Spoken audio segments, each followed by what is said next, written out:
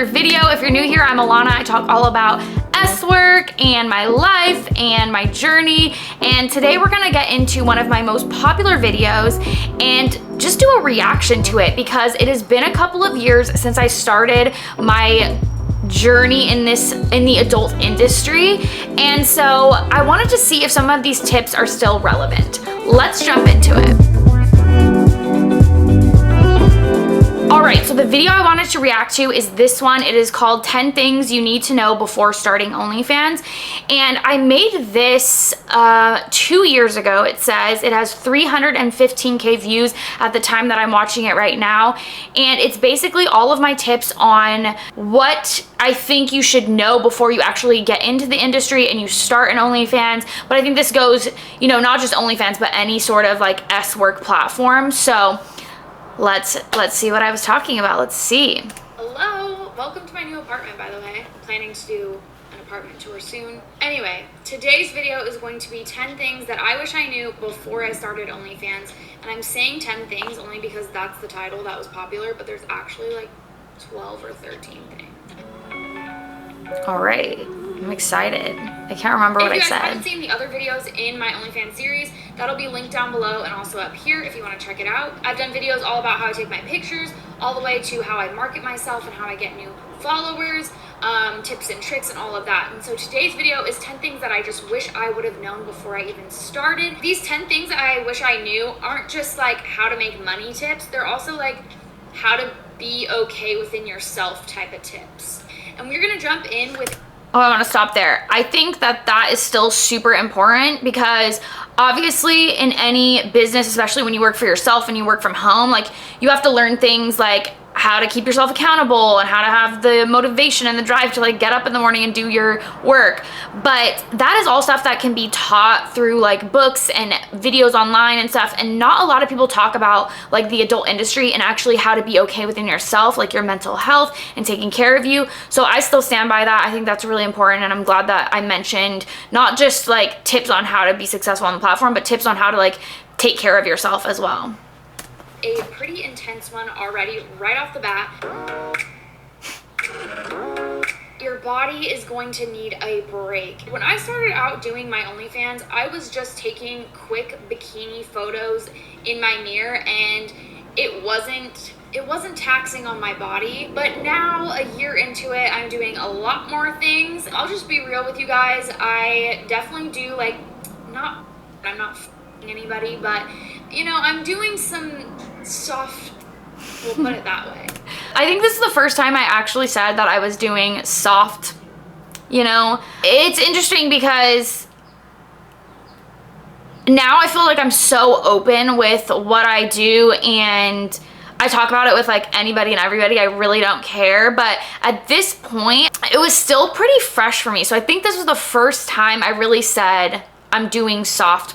Now I say it all the time, but it's just interesting to see it. Also, I think that one thing too is like you have to be confident in this industry to say what it is that you do, because if not, like you're not gonna be confident enough to promote it, to be marketing it. You're not gonna be confident enough to keep making good content, because if you're not taking pride in what you do, you will never be successful. You really have to be prideful of whatever it is that you choose to do in this life. So this wasn't a tip in the video, but I think a tip is be you, be proud of you, be proud of what you do. And yes, you know, there's a layer of privacy and like, I don't think like family always needs to know everything, but I think there is a layer of it where you have to be confident enough to be like, this is me, this is what I do. You know what I'm talking about. I take all of my content in one day for the week. So every week there's one day out of the week that I just go ham, you know what I mean? Like literally ham. Sometimes my body is over it. And by the end of the day and for the rest of that week, I am so beyond over the stress I've put my body through and the amount of work that I've put my body through. And it's not as pleasurable by the end of it. And so that's something I wish I would have known when I started doing that type of content, is that I do need to kind of spread it out and it can't be all done in one day. I'm only recently learning this about myself. Up until this point, I was just doing it, you know, just this way where I do it once a week, maybe twice a week. But I've realized my body just needs a break sometimes. and that I can't force my body to want something that it doesn't want. That's just something I wish I knew going into it, and now that I know it, I'm able to take my time with it and not try to rush through content, and maybe spreading it out a little bit, even if it is throughout the day, not doing it all at once. I'm a lot better about this. I will do maybe like 3 or 4 bundles, or like, you know, 3 or 4 days worth of content in a day. I try not to do 7 anymore because that really like takes it out of me. If you can, I would totally recommend doing that.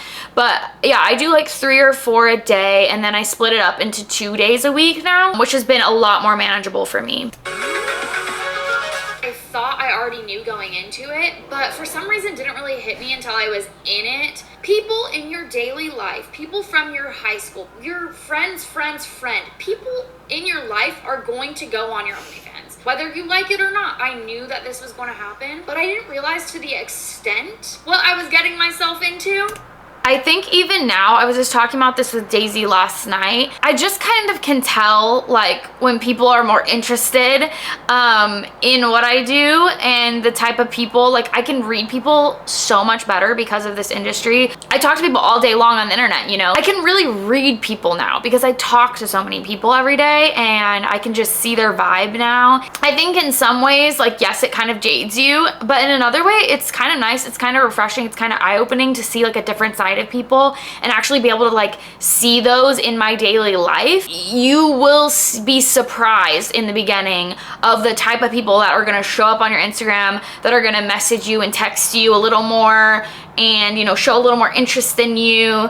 You're going to start to see those things, and it just becomes a lot more apparent. Now, you know, almost 4 years in, I can really manage that. But I think in the beginning, it would stress me out to see or to find out that someone I know was looking at my content. Now I'm like, yeah, we've all seen it. Now it's just part of my life, but in the beginning it was something I think you should know. People are gonna see this. People are gonna be curious or horny, I don't know. That's why I said that in the beginning of this. Literally friends are on my OnlyFans. Luckily, I am the person that I am, that I don't care. But I think if I was somebody else, that's something I wish I would have known before. I just think it's important to know people in your life are going to see it, and I think the scariest part about this is actually that my high school reunion is coming up, and Daisy was like, whatever, own it. Like, you do like pee, like, you know, just who cares? Like, you make good money and you're married and you have a great life. But I was like, I think I always knew I would get into something like this, even in high school. Like, it was probably like, oh yeah, Alanah does that. Totally knew she'd, you know, go into that. I think people would say that about me. Like, I would say that about me. But I think knowing that my high school reunion is right around the corner and I'm gonna see people and like we're gonna have to talk about it, that kind of like, it doesn't stress me out. Like, I still want to go to my high school reunion. I'm not like, oh, I don't want to go because I don't want to talk about, you know, my work. I still want to go. I'll talk about it. But I think now, like, this part of it, this aspect of the job is, even though I'm so deep into it now, and like I said, I'm very confident in what I do and happy and proud of what I do, in moments like that where it's going to be like a big group of people that I haven't seen in a long time, or maybe like a big group of family members and someone brings it up, those moments still kind of do give me a little panic. So I think it'll get easier as time goes on, but that's something to think about because you never know when someone's gonna bring it up or when someone's gonna ask you what you do, and you kind of have to manage what you say, because in some cases I just say social media, in some cases I say OnlyFans, in some cases I say this or that, like, because I do a lot of different things. This isn't like my only career. I have so many aspects to what I'm working on and what I feel like who I am as a person is. Even almost 4 years in is something that you have to think about, because it does get easier, but it is something that even to this day, I still have, you know, that little bit of anxiety when I have to think about talking about it with a big group of people I haven't seen in a long time. You can choose to block them if you want to, but you're not always gonna know what their usernames are, and they can definitely make new accounts and see your content anyways. Definitely people I never thought would have been on my OnlyFans have been on my OnlyFans. Yeah. And you don't know, like, I'm telling you, like people I know, like friends, have been on my OnlyFans. You just wouldn't guess it, you know? dating has gotten a lot harder for me, actually. It is what it is. Dating has already been hard for me because I'm pansexual, and that's a whole nother story. If you want to see that video, it's linked. But dating has been even more difficult with an OnlyFans because not everyone understands it, not everyone accepts that, and not everyone wants to be associated with that. And that is totally fine, but it's something that I wish I would have known before. Not that it would have changed anything, but is this something to think about if you are getting into OnlyFans? Your relationships and dynamics with people definitely change. Even if you're not popping your on OnlyFans, like, people still have a problem with it, and that just is what it is. There's a stigma against it, and so dating has definitely been more difficult. I want to stop that and actually say, obviously now I'm married, and so I'm not dating, but I do think that people are more, like, it's getting more acceptable to do this career. It's getting more normalized. It's not as taboo as it used to be, even though this was only like a couple years ago. I feel like people, like, when I talk about it now, like, people are like, oh yeah, that's so cool. Like, they're interested in it. So I don't know how dating would be now, because I've literally been married for I've been married for a year, and I've been in a relationship for like almost 3. So I'm not sure that people just seem more accepting towards it. And I don't think dating would be as hard today as it was when I originally made this video. And also, I will say, I think in the moment I was thinking that it was hard, but dating is hard in general, especially in LA. Like, people just want to have fun here. People are focused on their careers here, and it's not really like a dating city. So I don't really know what I was talking about. I feel like it would be easier now. I think I had like a couple of like not so great experiences when I was dating that it kind of jaded me in thinking that it would be harder than it was. So I wish I would have known from the beginning that pay-per-view messages and games and all of that type of thing, there will be a whole video on this, you can check that out. But I wish all these extra ways to make money on OnlyFans, I wish I would have known that when utilize I started, the tools. tools. I would have been able That's, to, I think, what I'm trying to say, make a lot more money straight away, right from the beginning. Whereas it kind of was a slow progression for me. I had to learn all these tips and tricks and like how to make money aside from just the subscription. I had to learn that along my journey this whole year that I've been when on. you get started, get familiar with the platform. It is a full-time job. Like, I know I said I only spend it. When you start, use the tools, learn how to use everything, try everything out, see what works, play around with it, because I think that's what I mean by, like, I wish I knew to do these games and this and that. It's not really about the games, it's about utilizing the tools that the platforms give you so that you can make more money. Day on all my content, like, all at once, and that's what I've been doing through this whole year, basically. Aside from making the content, there is editing the content, marketing your content, making friends in the community. It is so a full-time job. Promote all these different things aside from just creating content, messaging people. Like, it's a full-time job. If you want this to be your full-time job, you need to put in the hours, the effort, the energy that it would for a full-time job. If you put in half the amount of effort, then you're going to make not as much money. I think so many people think that it's just like this easy get rich quick scheme, and it's literally not, especially today. If you're getting started, it is going to be hard work.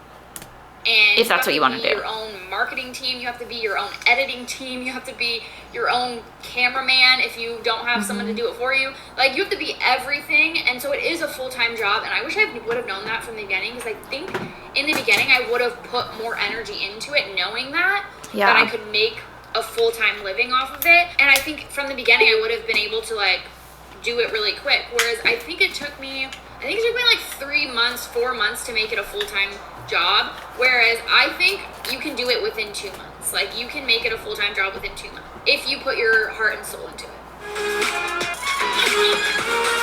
This one is another personal one.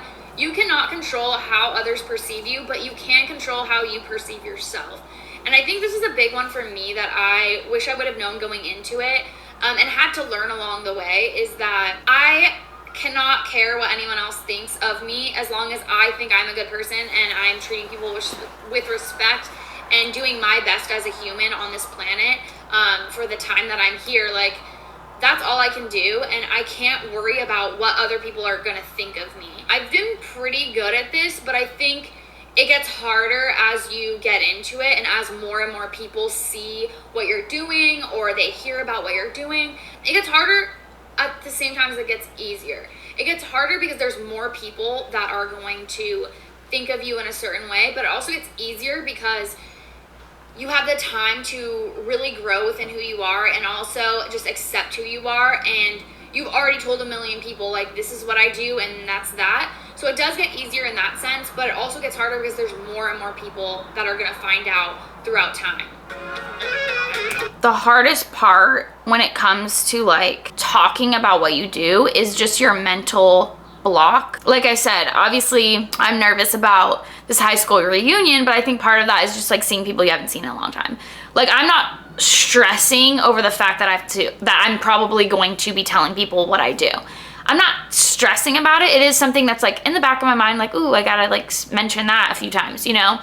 But like I mentioned here, as long as you know who you are, that's gonna help you, and it's only gonna get easier as you tell people. I know myself now. Like, I know myself inside and out, literally. And I think that this career has helped me gain that confidence, and over time has made me like a stronger and better person because of it, because I've learned who I am. And it takes that time and that practice, just like anything. It's practice to get comfortable with something. So that's all it is, and just know that you will get there. At certain points in your life, no matter what you're doing, you're like, oh my God, when am I gonna feel secure? When am I gonna feel, you know, this way? When am I gonna feel that way? Everything in your life is gonna take practice, and the only way you can practice is by doing. So if you are nervous about saying the things that you do, if you're nervous about doing the things you wanna do, just take little baby steps. Tell random people when you're at the grocery store,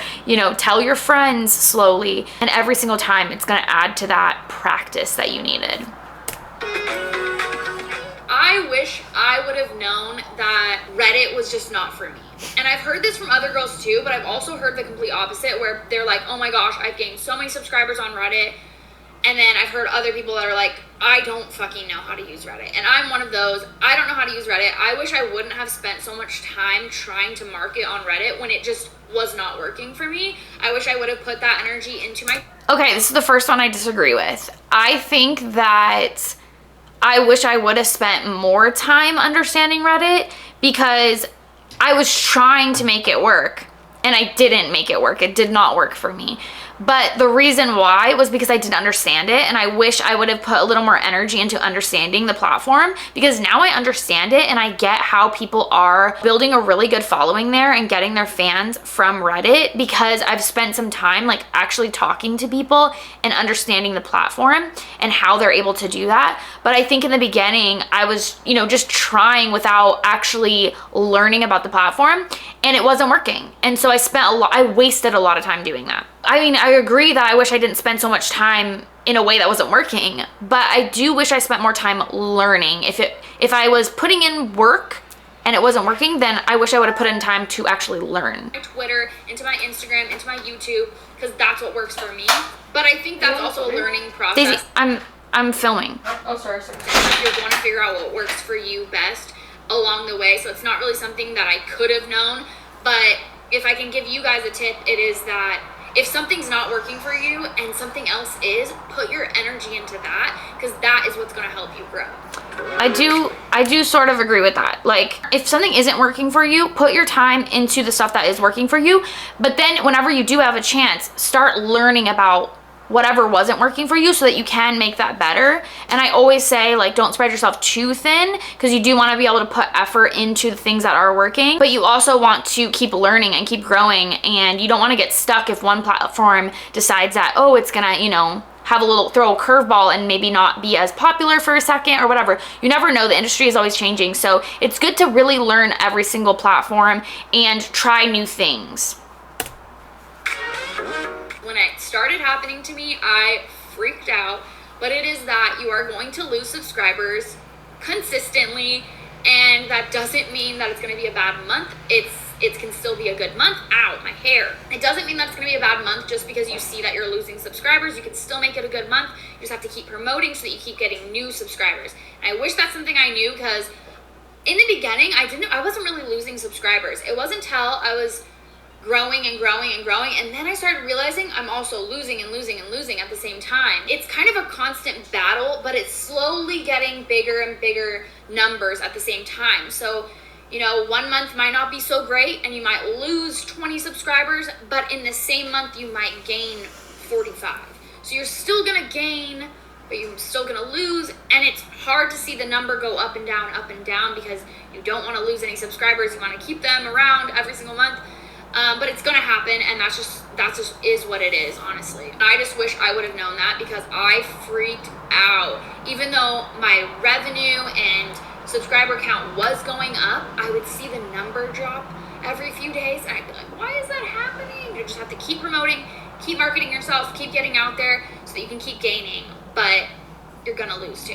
Going off of that, I wish I would have known that there are seasons where there's highs and lows. The summer is always a time when people are getting back outside, people are spending time with their family, their, you know, kids are back homes, and like things like that. So the summertime is a slower season, and I will say fall and winter, it does pick back up. And I wish I knew that, because for the first couple of years that did really scare me. And then the last couple of years, I'm like, I know what it is. This happens every single year. If you are new, just know, especially if you're starting in the summer, it might be a pretty slow start. And maybe that's okay. Maybe that's what you need, because then you can practice while you're just getting fans very slowly. And then you're ready when the winter hits and people are back online.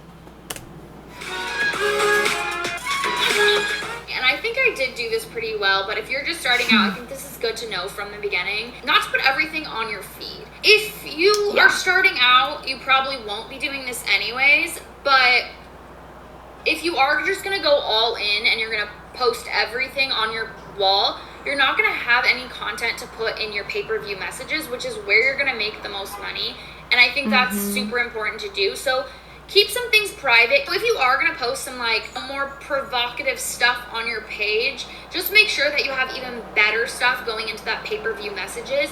And also figure out your price by playing around with prices. See what your audience is drawn to and what they like to spend money on and how much money they like to spend on it. If you're posting a bunch of videos for $50 and no one's buying them, and you get like one buyer for $50, when you could have put that same video for $10 and gotten 20 people to get it, you're gonna make that $100 a lot quicker. Basically, don't give it all up on your homepage, on your feed.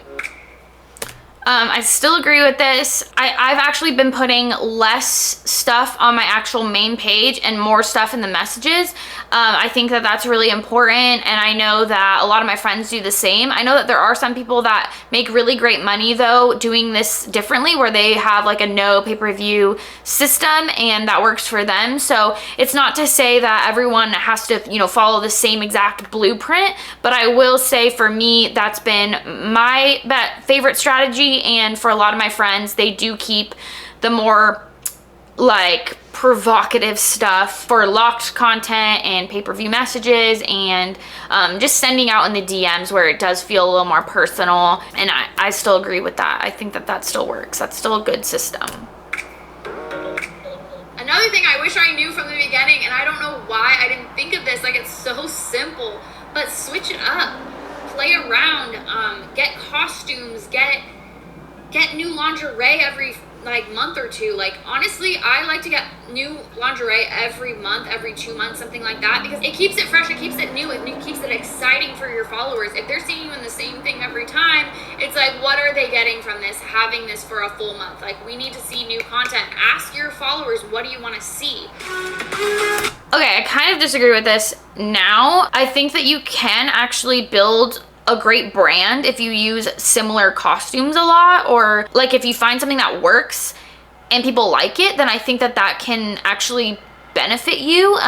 So I don't think that you need to have all these new outfits and like new content, new ideas. I think people like to see what they like. It's like the same thing if you watch a certain type of movie. If you really like comedy movies or like rom-coms, think about every single rom-com you've seen. They're probably all the same blueprint. They're all very, very similar, and yet you still want to watch them every single time.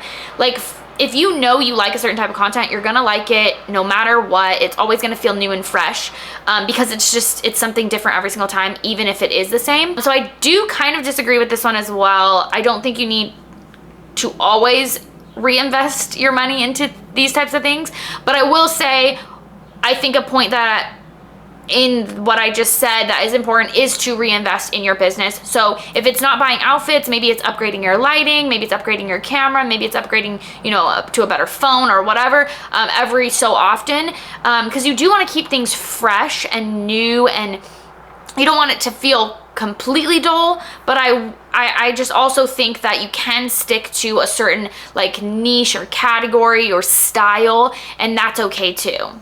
Hopefully that makes sense. Investing your money that you make into your business is super important. Oh, here we go. So use the money you make for promotion and use the money you make for new fits, new equipment, whatever that might be, because then you are able to better yourself, and people are going to want to stick around if the content keeps getting better. Yeah. If I would have started over from the beginning, I would have found a niche first, because I think niche OnlyFans do really, really well. And I wish I would have had one. I'm gonna stop myself there too. You can still add a niche in. You can experiment. And when you're just getting started, you can try different things and see what works for you, and then fall into your niche and find your niche. I have a friend, Nina, who was on my podcast, and her niche found her. Her friend told her, oh, you should do a Futurama skit type thing, and everyone loved that content. So now that is her niche on her platforms. And so your niche might find you, you might find your niche, and it's okay to go in that direction even if you already started to build your audience. Part of your niche, like I talked about with my friend Blair as well, who will be on the podcast soon, she mentioned that her niche is her. Like, she is the girl next door, and people told her that, like, oh my God, you're so sweet, you're like pale and girl next door vibes. And then that was her niche. Like, that became who she was, her identity on these platforms. So I think for me too, my identity kind of found me. I have black hair and tattoos, and that kind of like already categorizes me. So if I wanted to fall deeper into that, I could really play off of those, you know, hashtags and styles of content that people take for the way I look. So I do think I have a niche, and I think at this time, I just didn't understand that. I don't really know what I would have picked, but if you can think of a niche that works for you, you should do it. I used to not really focus on captions. I just didn't really care. And then one day I was like, oh, I want to like switch it up and like say something fun and fresh, something funky. Now I really do pay attention to what I'm saying in the captions, because after I did it for the first time, my followers were way more engaged in the posts. They were commenting, they were liking the picture, they would message me and be like, ooh, I loved what you said in this. It made me feel this way, it made me feel that way. I know it seems kind of like it's not that important, but it is important. Engagement is what keeps them coming back every month. Not just captions, but also your pay-per-view messages. So if you're gonna send out a mass message to everybody, make it feel personal. Think it through. How can I make someone want to engage with me? It's the same thing with the captions and same thing with the messages. Don't do these general, hey everybody. No. Think personal. How can you actually attract them to respond to you? And then you can develop a conversation from there. I've noticed that having these conversational pieces go out is a way better strategy than just trying to appeal to the masses. Make things feel personal. Along with engagement is consistency, and also being part of the community, which I think is really good on Twitter. So those are two kind of different things, but being consistent and then also finding your community is super important. On Twitter, you can find a bunch of different girls, and I always say this, go and meet girls, message them, DM them, swap promo with them, like do that as much as you can, because that's what gets you out there. And like I said, being consistent kind of goes along with that engagement. People know when you're posting, people see every single day you're posting, they know to keep coming back every single day, and that's what you want. Those are my tips, and those are All right, so the last things was being in the community and staying consistent, and I stand by those as well. I do think that Twitter, aka X now, is still a good place to connect with other creators, because I feel like on Instagram a lot of spam is going on and it's kind of harder to like message people on TikTok and stuff like that. So Twitter is still a place that I use for those types of connections, and I still think that it's still relevant to use there. So that hasn't changed. And last but not least, being consistent. Consistency can look like different things, and you also want to think about your quality of content. So if you can't keep a decent quality and post every single day, then try every other day so that you can really keep that quality of content, or try every 3 days, which is pushing it. I feel like you should be posting every day. I mean, every other day at least. You know, at least being in the messages, even if it's not like posting something on your page, but like sending something out in the messages every other day, or like something like that. You really want to just make sure you're there so that there's a reason for someone to be paying a subscription price to see you. So that was the video. I hope it was helpful. If you have or haven't seen that video and you wanted to see any updates, I had a lot of fun doing this, and I definitely want to do another video. If there's another video you want me to react to and see if I still stand by the things I said, leave that comment down below and let me know which video it is. And with all that being said, I will see you in the next video and over on my socials. Bye.